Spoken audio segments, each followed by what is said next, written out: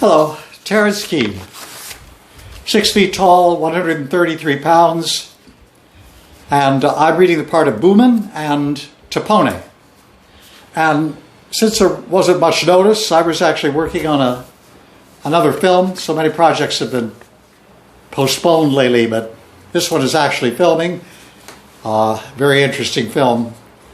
I play a predatory priest in the 1860s. But anyway, so I thought what I'd do is, this is a reading, not something that's going to be memorized later, so I thought I'd just read it and read the other parts as well, sort of like it's a radio play.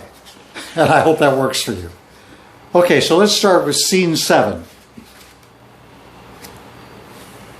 You know, here at night, I feel your uncle's presence.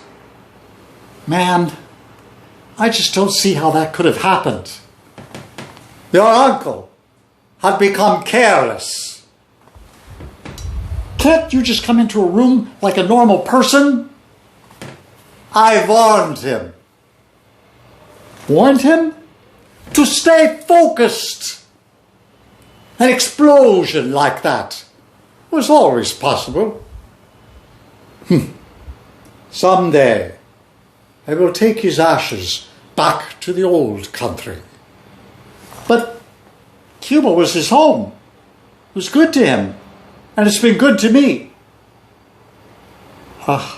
Senor Booman, that special tonic that my uncle used to give me, do you have any left?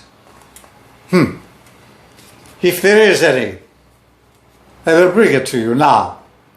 Oh. Thank you, Kimasabi. Man, tonight we packed in the club. We're selling our own homemade booze. I know we have enough cash. Now we don't even have to go through with the sale, right, man? The club is falling apart. You see girls' ripped costumes in the spotlight. I hear complaints. The bartenders steal more than they can carry. The musicians drink way too much. The toilets are blocked. The chairs are broken. I can show you the accounts, if you like. Senor Booman, you were my uncle's oldest friend. I always trusted you. But something doesn't seem cool here. Believe what you like, Pepe. My books don't lie. I would get those crates upstairs before the heat in here causes another explosion.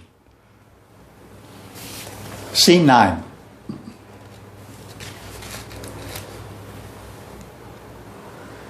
I am sorry, boss. There is no tonic left.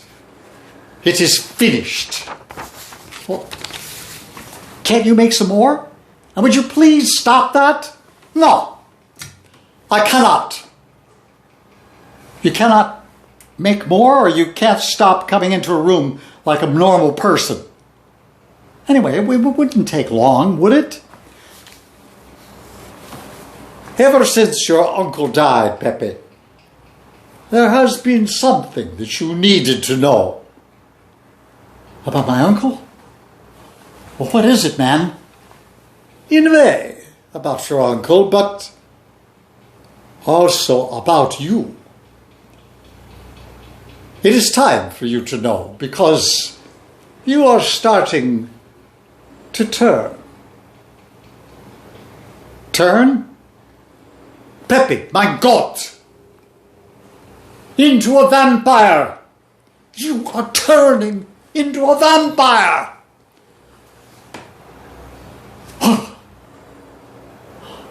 What am I? Perhaps now you believe. But how did this happen? Did my uncle know? Lay it on me, man. Pepe, I have known goat herders who are more alert to the world than you. So did he know? Goat herders who only made love to their goats. You're saying Uncle was one too? They had different beliefs, but he He was one of us. Do you know what we would argue about? You. Your uncle did not want you to live the life of a vampire. How did you live without becoming a vampire? Easy. Vampasol. You drank Vampasol. You need to know what you have been missing. When you have had your first taste of blood, you will ask one question. How did I ever live without it? Blood! Scene 4. I'm going to just give the last speech before Tapone makes his entrance. To celebrate, the house invites all of you fine vampires to enjoy a round of rare AB negative on us. Salute! Johnny, have you formulated a business proposal for me? With all due respect, Mr. Tapone, we need dough. A lot of dough. Mr. Tapone, this business will be huge, gigantic. Mr. Tapone, it will return double to you. No, triple. For whatever you invest. On my mother's grave. Your mother is in Indianapolis, you moron. At one of our tables. Okay. I'm listening, Johnny. Vampire Beach, Havana. We'll give them genuine seawater with fish from the tropics, maybe a few sharks, goldfish even. Goldfish do not live in the sea, my deranged underling. All right, you're right. Legitimate Havana sand then, Mr. Tapone, with swank bars. United States greenbacks flowing in like goddamn Niagara Falls. Half-naked girls running down the beach. Watch it. Stop. My mother's in the next room at the craps table.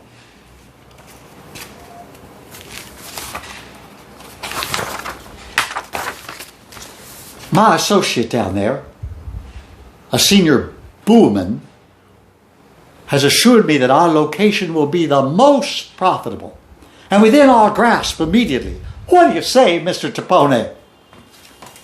And what's wrong with the beaches around here?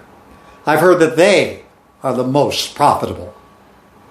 Sure, but American vampires, they like to travel to exotic places. Remember when we... Yeah. They will not need a Pan Am clipper. We'll take them there, Mr. Tapone, on our own special airplanes. Ferries, cruise ships. They'll travel in comfortable American dream coffins and be lodged in our hotels. Okay, Johnny. Sounds like a good investment. I'll bet on your plan. Come to think of it, sounds like my plan. Well, okay. I'll do it. And besides, I've always wanted to try Cuban. And now we go to scene 15 with Lola. Let me go. Pepe trusted you. You nearly destroyed everything he's worked for. Untie me, you creep. You're right. Nearly. All I have left to do is to destroy you. And then you'll be able to let go of all these silly notions of being human. Uncle Wolfgang trusted you too. Untie me, right now. Wolfgang was an incurable romantic. So you really sabotaged his experiments?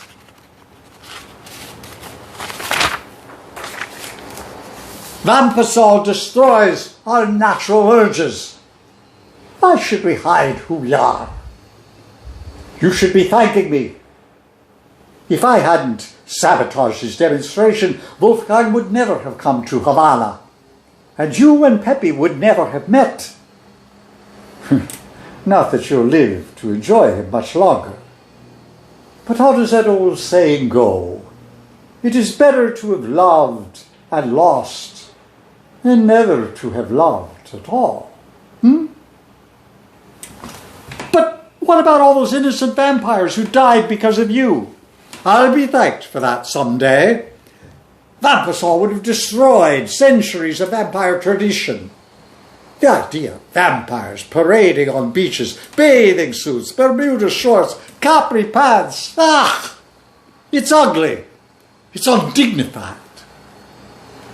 A few deaths to put that notion out of their foolish heads is a small price to pay. And the Americans with their underground beaches are worse.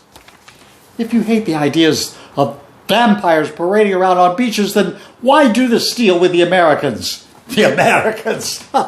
They're idiots! They are doing it for the money, of course. I want to get out of this Babylon and return to Transylvania. The Barbudos will come down from the mountains and take back their country. Our world, as we know it, will be finished. Kaput! But you'll have the deaths of innocent Transylvania vampires on your hands. How can you think you'll be welcome there? It is my home. Not anymore. But if you really want out of this Babylon, I think we can help. Oh, you need me. Someone has to keep the traditions alive. You'll be an inspiration to all of us, Mr. Booman. A posthumous inspiration. A martyr for all of us. No! No! You haven't seen the last of me! Ah!